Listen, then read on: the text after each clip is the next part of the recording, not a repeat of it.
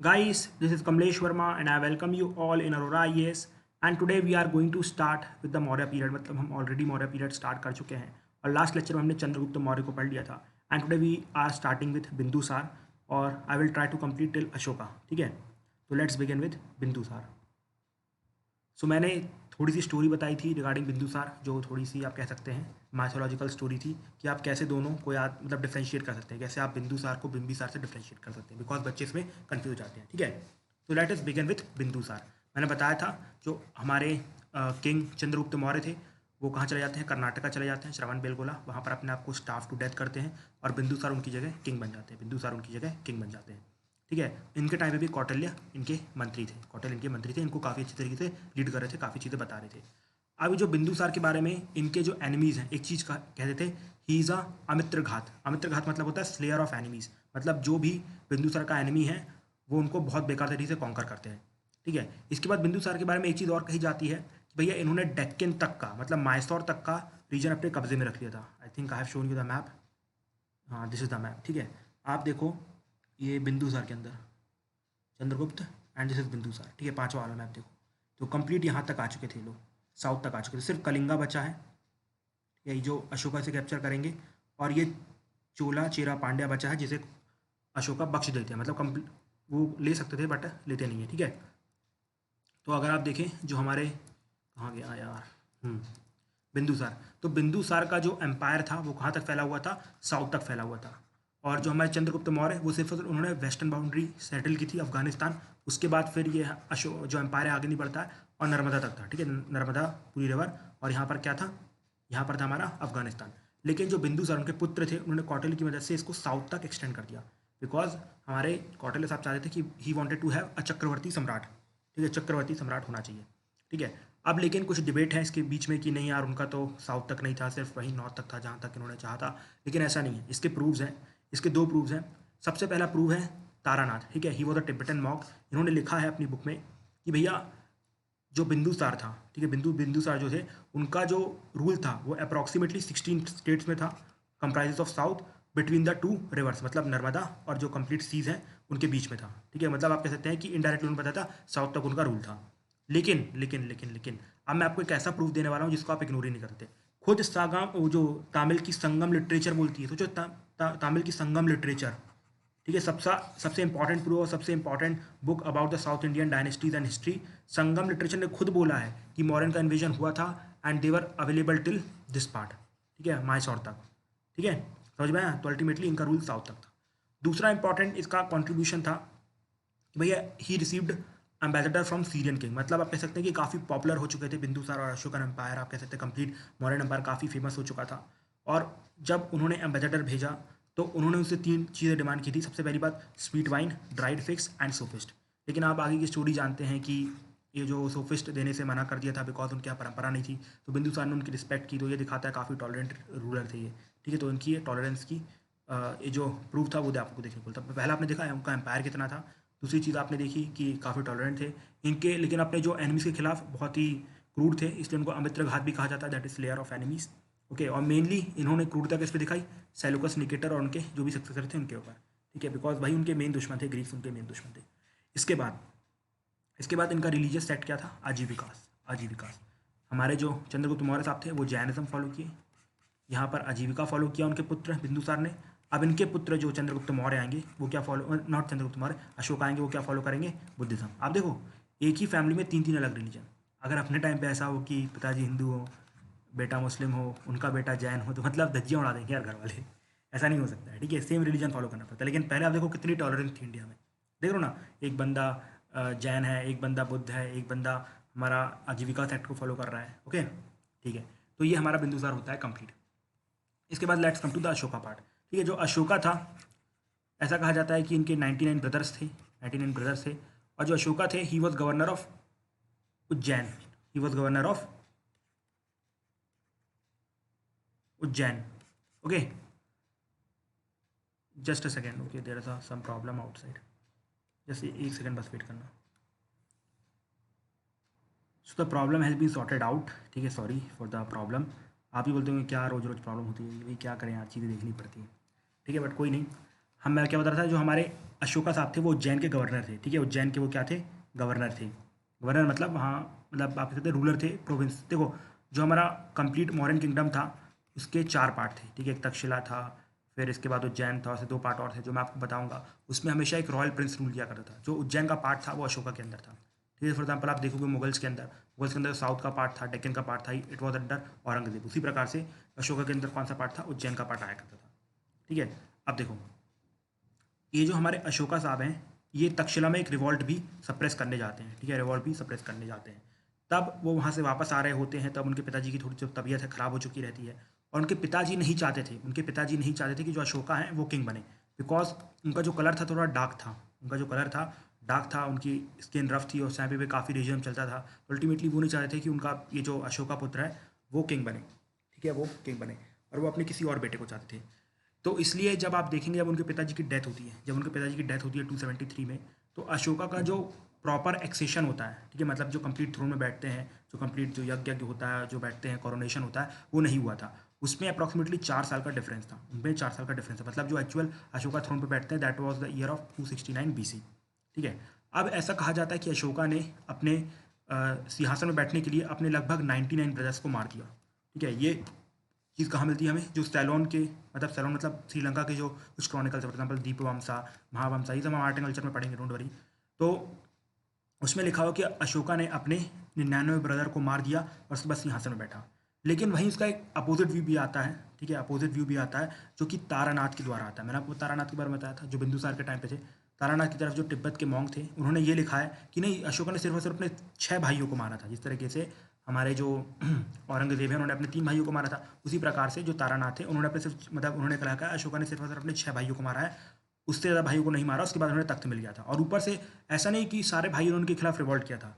अगर आप देखेंगे काफ़ी एडिट्स में ऐसा देखने को मिलता है कि अशोका के भाई काफ़ी जगह के एडमिनिस्ट्रेशन के ऑफिसर थे। फॉर एग्जाम्पल कहीं ये गवर्नर थे, ऑफिसर्स थे, काफ़ी जगह ऐसा पोस्ट आपको देखने को मिली है, ठीक है। तो ये जो दीपवंसा और महावंसा फिर ऐसा क्यों लिखा गया, मतलब तारकनाथ दास कुछ और बता रहे हैं, और ऊपर से प्रूफ भी हो रहा है जो तारकनाथ दास बोल रहे हैं कि भैया उन्होंने अपने सारे भाई को नहीं मारा था। उसके बाद बल्कि जो भाई बचे थे उनको उन्होंने एडमिनिस्ट्रेशन में जगह भी दी थी, ठीक है, जो रॉयल फैमिली थी उनको जगह भी मिली थी, उनके भाई काफ़ी जगह पर दैट मीन्स रूल कर रहे थे, मतलब उन्हीं के एम्पायर के अंदर।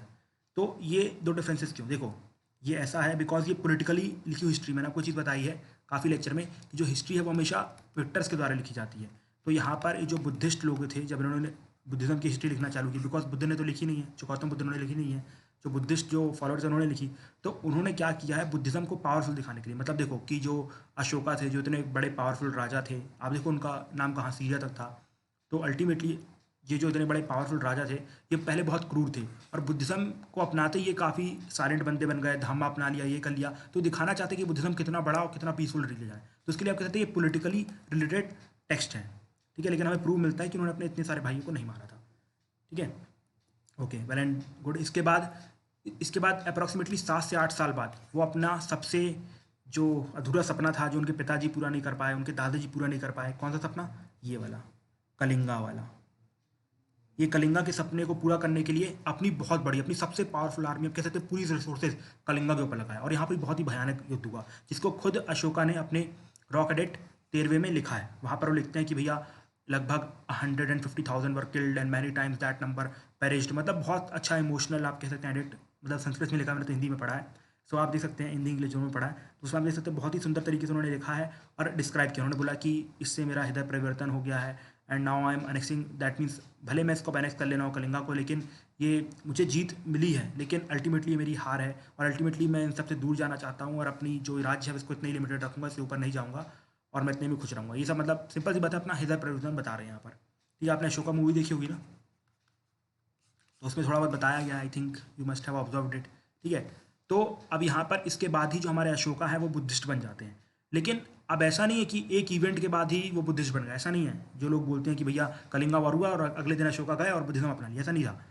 ये जो आप देखोगे कंप्लीट जो बुद्धिज्म अपनाया, ये एक्चुअली एक ग्रेजुअल प्रोसेस थी, ठीक है, ग्रेजुअल प्रोसेस, धीरे धीरे उन्होंने अपनाया। और ऐसी बात नहीं है कि वो 261 BC में एकदम से प्रभावित हो गए थे, मतलब आज मैंने मारा बुद्धिज्म अच्छा लगा अपना लेते, ऐसा नहीं था। वो काफ़ी टाइम से बुद्धिज्म के प्रभाव में थे। फॉर एग्जाम्पल एक शाक्य उपासका थे, ठीक है, वो उन पर काफ़ी इन्फ्लुएंस कर रहे थे, धीरे धीरे उनको बता रहे थे बुद्धिज्म के बारे में। तो धीरे धीरे आप कह सकते हैं कि उनके अंदर बुद्धिज्म की जो कंपोनेंट्स थे, प्रिंसिपल थे, वो धीरे धीरे अंदर जा रहे थे, ठीक है। लेकिन जो अल्टीमेट आप कहते हैं वो जो मैंने आपको बताया इमीडिएट फैक्टर क्या रहता है एकदम से जिससे आप बिल्कुल भड़क जाते हैं, तो वो 261 BC में आया, जब उन्होंने इतनी सारी मौत देखी, जब उन्होंने इतनी सारी मौत देखी। इसके बाद उन्होंने धीरे धीरे हंटिंग देना चालू कर दी, मतलब जो हंटिंग थी उसको बंद कर दिया। फिर उन्होंने बहुत सारी बुद्धिस्ट साइट विजिट की, फॉर एग्जाम्पल बौद्ध गया, और बहुत सारे मिशंस बाहर भेजे अपने बच्चे बच्चियों के नाम पे। इसके बाद बुद्धिस्ट काउंसिल ऑर्गेनाइज की, मतलब जैसे धीरे धीरे बिल्कुल उनके यहाँ बुद्धिज्म आया, और धीरे धीरे बुद्धिज्म को खुद प्रोपोगेट करते गए। ठीक है, बुद्धिज्म को खुद वो प्रोपोगेट करते गए। जो council that will discuss in art and culture. ठीक है, डोंट वरी। तो अल्टीमेटली आप अगर कोई क्वेश्चन आता है बुद्धिज्म के ऊपर, तो आप डायरेक्टली मत लेना कि भैया ये जो वॉर हुआ उसके बाद ये कन्वर्ट हो गए। बहुत टाइम से चीज़ें चल रही थी, और अल्टीमेटली ये जो इमीडिएट इफेक्ट था जो इसका हुआ। ठीक है, अब इसी प्रकार से आपने एक चीज़ और पढ़ी होगी अशोका के धामा के बारे में। ठीक है, अशोका के धामा के बारे में याद रखना, अशोका का जो धामा है वो बुद्धिज्म से बिल्कुल अलग है। जो बुद्धिज्म था उनका खुद का रिलीजन था, लेकिन उन्होंने बुद्धिज्म को कभी भी अपने सब्जेक्ट्स के ऊपर फोर्स नहीं किया। ठीक है, सब्जेक्ट्स के ऊपर फोर्स नहीं किया उन्होंने, बल्कि एक धामा की पॉलिसी बनाई। बहुत सारे जो रिलीजन है उसका कल्बिनेशन करके एक पॉलिसी बनाई। ठीक है, जिसे आप कह सकते हैं अशोका का धामा। ठीक है, अशोका का धामा। और it was not a religion. ठीक है, it was not a religion, it was simply a way of life. It is simply a way of life, मतलब कोड ऑफ कंडक्ट, किस तरीके से आपको दुनिया में रहना चाहिए जिससे कि सब लोग खुश रह सके, सिर्फ आप नहीं, आपके दुश्मन, आपके दोस्त, सब खुश रह सके। और उन्होंने अपने एडिट्स में इसके बारे में बहुत अच्छे से चर्चा की है। इन्होंने अपने एडिट्स में इसके बारे में बहुत अच्छे से चर्चा की है। फॉर एग्जाम्पल यहाँ पर आपको कुछ एग्जाम्पल देता हूँ, जैसे कि आपको अपने पिताजी और माताजी की बात सुननी चाहिए, आपको अहिंसा पे बिलीव करना चाहिए, हमेशा आपको सच को पसंद कर देना चाहिए, आपके टीचर की रिस्पेक्ट करनी चाहिए। उसी प्रकार से जो माँ बाप है उनको अपने बच्चों की रिस्पेक्ट करनी चाहिए, आपको एनिमल सेक्रीफाइसेस बंद कर देना चाहिए।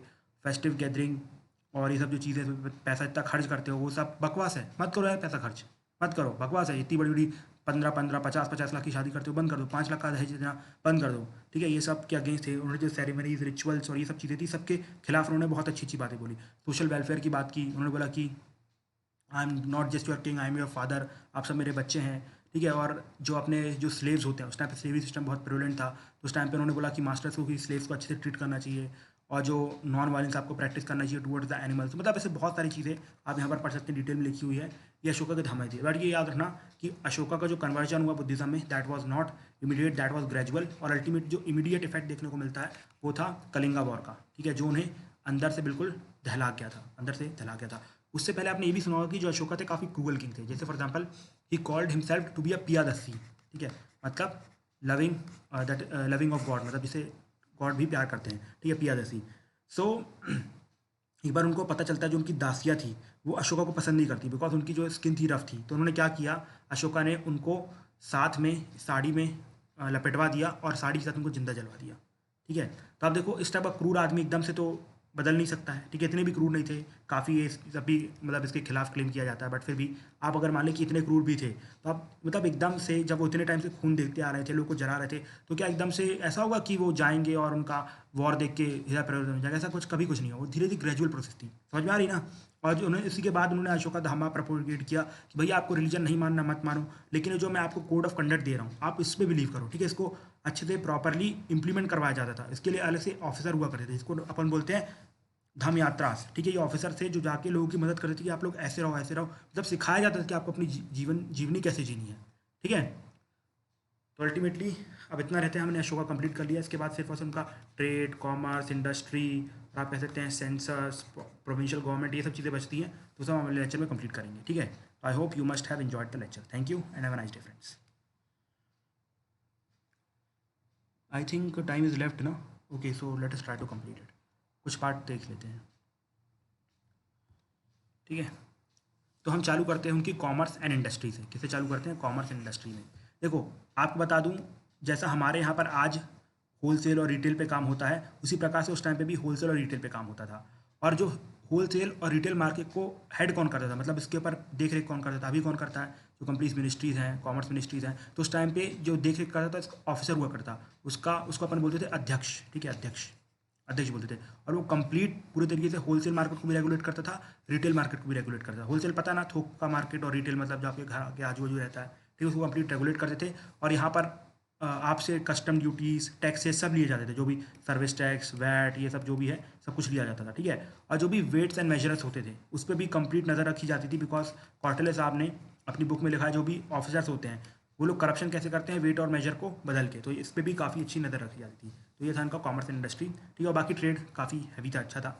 इसके बाद आता है जुडिशियल एडमिनिस्ट्रेशन। देखो मैं सब कुछ नहीं बता रहा हूँ, मेरे पास इसके ऊपर 4 4 पन्ने लिखे हुए हैं। जब हमने ग्रेजुएशन किया था अपना, तो हमने ये कॉमर्स इंडस्ट्री के ऊपर 4 पन्ने पढ़ के गए थे कि इस टाइम पे इसका ट्रेड यहाँ से होता था, ये वाले मतलब अकेमेनियन एम्पायर से ये मंगवाया जाता था, ये होता था, वो होता, सब कुछ पढ़ा हुआ है। लेकिन जितना इंपॉर्टेंट है, फॉर एग्जाम्पल यहाँ पर अध्यक्षा मतलब कॉमर्स एंड इंडस्ट्री का जो अध्यक्ष होता था, 2 मार्केट होते रिटेल और होलसेल, यहाँ पर टैक्सेस वसूले जाते थे और वेट एंड मेजर पे काफ़ी कड़ी नजर दी जाती थी। सिंपल यही पूछेगा, इसी पे आपको टिक करना है। और बाकी अगर कहीं पर कोड करने के लिए आता है, अगर बन सकता है तो आप यू कैन कोट इट, ठीक है।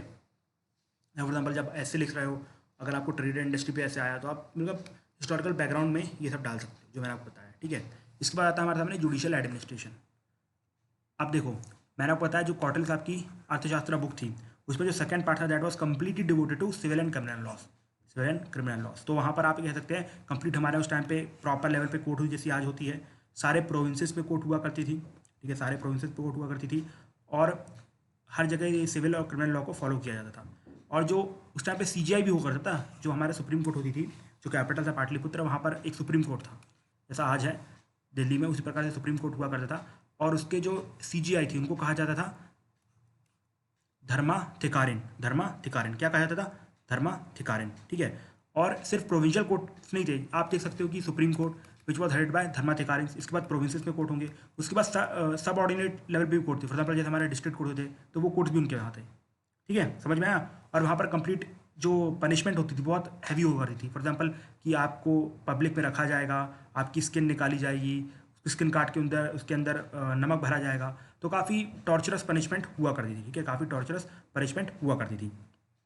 उसी के साथ साथ अगर आप देखोगे तो मैंने आपको बताया था किसके बारे में, कहाँ गया वो, धमायात्रास, ठीक है। तो इसका मेंशन आपको अशोकन एडिट में मिलता है कि भैया ये जो क्रूड पनिशमेंट है वो आप ना दें।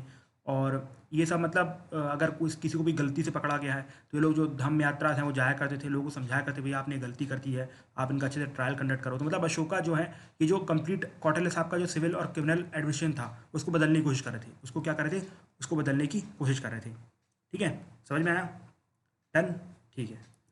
अब इसके बाद था सेंसस, सबसे इंपॉर्टेंट, हमसे अच्छा सेंसस हुआ करता है उनके यहाँ पर। कंप्लीट जितने आपके एनिमल हैं, लोग हैं, कितने खाते हैं, कितने पीते हैं, इसके बाद जो लोग आते हैं नहीं आते हैं, किराएदार कौन है, ये कौन है, सब का कंप्लीट लिस्ट में सेंसस किया जाता था। और उसके बाद जब वो सेंसस लिस्ट आती थी तो उसके बाद कुछ रैंडम वो लोग ट्रायल भी करते थे। फॉर एग्जाम्पल कि किसी भी बंदे को चूज़ कर लिया गया, ठीक है, इसको चूज़ कर लिया गया, अब उसके घर में जाकर चेक करेंगे जो ऑफिसर ने भरा है वो सही भरा है कि नहीं भरा है, ऑफिसर ने जो भरा है सही भरा है कि नहीं भरा, कि ये लोग करप्शन तो नहीं कर रहे। तो इस लेवल तक सेंसस इस तरीके से कंडक्ट किया जाता था। बिकॉज उसी के बाद बेसिस पे टैक्स आएंगे ना यार, अब जो आपके जितने एनिमल उसके ऊपर टैक्स लगेगा तो आपको टैक्स देना पड़ेगा। तो अब देखो टैक्स सिस्टम कितना अच्छा था, जब टैक्स ज़्यादा आएगा तभी तो राज्य आगे बढ़ेगा। तो ये सब टैक्स के लिए किया जाता, ठीक है, टैक्स के लिए किया जाता। और उनके यहाँ जो सेंसस था वो परमानेंट डिस्ट्रीब्यूशन, जैसे हमारे यहाँ ना कि हर 10 साल में होता है, तो उनके यहाँ भी कुछ 5-6 साल में 10 साल में हुआ करता था, ठीक है। देखो आपको यहाँ पर धर्म धिकारिण याद रखना है, ठीक है, धर्म धिकारिण याद रखना है। और सेम जुडिशियल एडमिनिस्ट्रेशन को आप कोट कर सकते हैं, अगर कोई ऐसे लिख रहे हो कि भैया अशोका का जब एडमिशन इतना अच्छा था, ये सब फलाना निकाना, यू कैन कोट इट, ठीक है। और ये जो हमारे इसके बारे में मैंने बताया आपको धमा यात्रा के बारे में, उनके बारे में मेंशन कर सकते हो कि भले यहाँ पर जो एडमिनिस्ट्रेशन था, जुडिशियल एडमिनिस्ट्रेशन था, वो काफ़ी टफ था, लेकिन ये लोग हेल्प किया करते थे लोगों की कि भाई इतनी प्रॉब्लम ना आए लोगों को, ठीक है। इसके बाद फाइनली हम आते हैं प्रोविंशियल एडमिनिस्ट्रेशन में। अगर आप प्रोविंशियल एडमिनिस्ट्रेशन में देखें तो मैंने आपको बताया जो भी प्रोविंसेस रहते थे, मतलब जो राज्य हुआ करते थे, उसका जो किंग था वो एक्चुअली एक रॉयल फैमिली का बंदा ही होगा। जैसे कि फॉर एग्जांपल जो उज्जैन के प्रोविंशियल गवर्नर कौन थे, अशोका साहब, ठीक है। उसी प्रकार से मैंने बताया कि 4 रीजन थे वहाँ पर, मेनली तक्षशिला, उज्जैन, सुवर्णगिरी और कलिंगा, सिर्फ 4 प्रोविंसेस थे और 4 रॉयल प्रिंसेस बैठा करते थे, ठीक है। अब इनको सपोर्ट करते थे, इनको सपोर्ट करने के लिए मतलब अब देखो प्रोविंसेस है, ठीक है, बड़ा सा राज्य हो गया। फॉर एग्जाम्पल मान लीजिए मध्य प्रदेश, उसके अंदर बहुत सारे डिस्ट्रिक्ट होंगे, जबलपुर, इंदौर, ग्वालियर। अब ये जो डिस्ट्रिक्ट हैं उसके जो हेड होते थे उसको राजूकास बोलते थे, क्या बोलते थे, राजूकास बोलते थे, भूलना नहीं, जितने मैं आपको वर्ड बता रहा हूँ राजूकास बोलते थे। अब आप कह सकते हैं राजूकास यू के देवर इक्वलेंट टू डिस्ट्रिक्ट कलेक्टर, जैसे आजकल डीएम साहब होते हैं हमारे, उसी इक्वलेंट राजूकास हुआ करते थे। और उनको सपोर्ट करने के लिए युक्तास या फिर आप कह सकते हैं कुछ सबऑर्डिनेट ऑफिशियल्स हुआ करते थे, युक्तास हुआ करते थे, ठीक है। समझ में आया प्रोविंसेस कैसी थी। टॉप पे होंगे यहाँ पर रॉयल फैमिली के किंग, ठीक है, जो भी होंगे अशोका ब्ला ब्ला, जो भी भाई बहन होंगे उन सबको बैठा देंगे। यहाँ पर नीचे डिस्ट्रिक्ट बहुत सारी होंगी, इसके जो हेड होंगे उसको अपन बोलेंगे क्या, राजूकास। अब राजूकास को सपोर्ट कौन करेगा, युक्तास, ठीक है, ओके डन, ओके। अब इसके बाद फाइनली हम आ जाते हैं लोकल एडमिनिस्ट्रेशन पे, ठीक है। तो लोकल एडमिनिस्ट्रेशन मतलब विलेजेस का, ठीक है, विलेजेस का, रूरल एरिया का। तो मतलब आप कह सकते हैं 10 से 15 विलेज को मिलाया जाता था, ठीक है। और वो बड़ा सा विलेज बनता था और उसको हेड कौन करते थे, ग्रामनी, ठीक है, इन द हैंड ऑफ ग्रामनी, ठीक है, इन द हैंड ऑफ ग्रामनी। और जो उनका सुपीरियर ऑफिसर होता था उसको अपन गोपा बोलते थे। क्या बोलते थे, गोपा बोलते थे। क्या बोलते थे, he was called as Gopa. समझ में आया। जो विलेज का एडमिनिस्ट्रेशन था, देखो मैंने बताया कि बहुत सारे विलेजेस हैं, ठीक है। अब ये जो विलेज है, ठीक है, अब जो एक विलेज का ऑफिसर है उसको आप बोलेंगे ग्रामीणी। लेकिन मैंने बताया कि उनके यहाँ पर 10 से 15 विलेज को मिला के उनको रूल किया जाता था, तो उसका जो हेड रहेगा उसको बोलेंगे गोपा। क्या बोलेंगे, गोपा, ठीक है। देखो सिंपल सी बात है कि भाई अगर मान लो राजा को किसी से मिलना हो तो यहाँ पर जो 10-15 ग्राम ही हैं वो जाके राजा से नहीं मिलेंगे, मतलब 10-15 जो ग्राम हैं, गांव हैं, उनको एक साथ जोड़ दिया जाएगा, ठीक है। और उसका जो हेड बनेगा गोपा जाएगा, वो राजा से जाके मिलेगा। और लेकिन जो अपना सिंपल अपने भी एक गांव है तो उसका हेड कौन बनेगा, उसका जो हेड रहेगा वो he will be called as Gramini. समझ में आ रहा है। ग्रामीणी छोटा है, एक विलेज का सिर्फ और सिर्फ हेड है, उसका जब 10-15 विलेज मिला देंगे तो उसका जो हेड बनेगा उसको गोपा बोलेंगे, उसको क्या बोलेंगे, गोपा बोलेंगे, ठीक है। तो ये था विलेज एडमिनिस्ट्रेशन। उसी प्रकार से नीचे देखो ये सब तो गांव में था, उसी प्रकार जैसे हमारे यहाँ पर आज पंचायत का चलता है उसी प्रकार से हमारे यहाँ अर्बन लोकल बॉडीज़ भी हैं, तो उनके यहाँ भी अर्बन लोकल बॉडीज़ थी बिकॉज उनके यहाँ भी काफ़ी अर्बनाइजेशन था। तो इसका जो कंप्लीट मेंशन है वो मेगास्थनीज की बुक में है, इंडिका में, और साथ ही साथ क्वार्टरली की अर्थशास्त्र है उसमें भी आपको देखने को मिल जाता है, ठीक है, उसमें भी आपको देखने को मिल जाता है। और उनका काम पता है ना, गोपा और ग्रामीणी का काम क्या होगा, simple law and order maintain करना, लॉ एंड ऑर्डर मेंटेन करना। बिकॉज मैंने बताया ये लोग जुडिशियल एडमिनिस्ट्रेशन नहीं देखेंगे, बिकॉज मैंने बताया कि प्रोविंसेस में ऊपर अलग से सबसे पहले तो सुप्रीम कोर्ट है, फिर प्रोविंसेस में और सबऑर्डिनेट कोर्ट है, और इसके पास जाकर डिस्प्यूट सॉल्व होंगे। ये लोग सिर्फ और सिर्फ लॉ एंड ऑर्डर देखेंगे, गोपा और ग्रामीणी, ठीक है, अपने अपने रीजन में। जैसे गोपा बड़ा है तो 15 का एक साथ देखेगा, और जो ग्रामीणी है सिर्फ अपने एक गाँव का देखेगा, ठीक है। अब जो आप कह सकते हैं जो अर्बन बॉडीज़ थी वहाँ पर ट्रेड बहुत ज़्यादा होता है, इसलिए उसको अर्बन कहा जाता है, वहाँ पर बहुत सारी चीज़ें होती हैं। तो उसी प्रकार से वहाँ पर कंप्लीट अर्बन बॉडीज़ को मतलब संभालने के लिए 6 बोर्ड्स बनाए गए थे, और हर एक बोर्ड में 5 मेंबर होते थे। फॉर एग्जांपल इंडस्ट्रीज एक बोर्ड है, देखो यहाँ पर इंडस्ट्रीज़, फिर foreigners, registration of birth and death एक डिपार्टमेंट, ट्रेड एक department, manufacturing and sale of goods एक department, collection of sales tax एक डिपार्टमेंट, ठीक है। अब इस हर एक ग्रुप में 5-5 मेंबर रहेंगे, 5-5 मेंबर। तो अल्टीमेटली ये लोग पूरे एडमिनिस्ट्रेशन को चलाएंगे। For example urban local bodies में कोई इंडस्ट्रीज़ वाला बंदा है, ठीक है, जो उसका हेड होगा इंडस्ट्रीज़ का, उसको अध्यक्ष बोलेंगे, यहाँ पर फिर से याद रखना अध्यक्ष ही बोलेंगे। और ये जो अध्यक्ष होगा इसके अंदर 5 मेंबर रहेंगे, और ये लोग इसकी हेल्प करेंगे इंडस्ट्री को चलाने। उसी प्रकार से अर्बन लोकल बॉडी में ये ट्रेड भी होगा, तो ट्रेड को कोई और हैंडल करेगा, मैन्युफैक्चरिंग कोई और हैंडल करेगा, टैक्स कोई और हैंडल करेगा। इस तरीके से 6 डिपार्टमेंट थे अलग अलग चीज़ों के लिए, और हर किसी में 5 मेंबर हुआ करते थे, ठीक है। तो I think you are done with this and we are over with Mauryan empire. हमने 2 लेक्चर में कंप्लीट किया, 2:25 से 30 मिनट लगे, but I hope you must have enjoyed it, ठीक है। बट एक और चीज़ और कि भैया जितना मैंने बताया यहाँ पर चीज़ों को उतना ही याद रखना एडमिनिस्ट्रेशन में, बिकॉज अदरवाइज बहुत सारी चीज़ें हैं पढ़ने को। अगर आप प्रोविंशियल एडमिनिस्ट्रेशन देखोगे तो अब इसके बाद जैसे मैंने आपको यहाँ से बता दिया कि जो डिस्ट्रिक्ट एडमिनिस्ट्रेटर है डीएम साहब है उनको राजुका बोलते थे, उनको जो सपोर्ट कर रहा है उसको युक्ताज बोलते हैं। अब इसके बाद और बहुत सारी टर्म्स आएंगी तो वो सब रटने मत बैठ जाना, बिकॉज याद भी नहीं होंगी। जितनी यहाँ पर लिमिटेड टर्म्स लिखी है ना उनको याद करो, आप चीज़ों को एलिमिनेट कर पाओगे। आपको अगर लग रहा है यहाँ पर चीज़ें कम हैं ज़्यादा हैं, सो संतुष्ट रहो यार, मैंने इतना पढ़ाया है कि चीज़ें यहीं से आएंगी। अगर याद रखना, अगर चीज़ें मेरे लेक्चर से नहीं आ रही, मेरी स्लाइड से नहीं आ रही है, तो वो सबसे नहीं बनेगी। अगर आपसे नहीं बन रही सबसे नहीं बनेगी, ऐसा कॉन्फिडेंस भी रखो और ऐसा ही होगा, ऐसा ही मान के चलो, ठीक है, इस पर भरोसा रखो।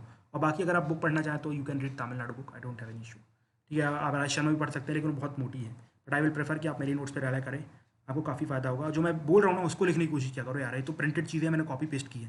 फॉर एग्जाम्पल जो इकोनॉमिक्स के लेक्चर है वो मैं खुद से टाइप करके बनाता हूँ, ठीक है, तो उसमें आप कह सकते हैं कॉपी कर सकते हैं, लेकिन यहाँ पर सिर्फ बुक से कॉपी पेस्ट है, ये मैंने खुद से नहीं बनाया है, ठीक है, बिकॉज एंशिएंट हिस्ट्री थी। ऐसे ही मुझे पढ़ाना ज़्यादा अच्छा लगता है, but I can not use board to teach, इसलिए मैंने स्लाइड्स बनाई है, okay. So I hope you must have enjoyed the lecture, thank you and have a nice day friends.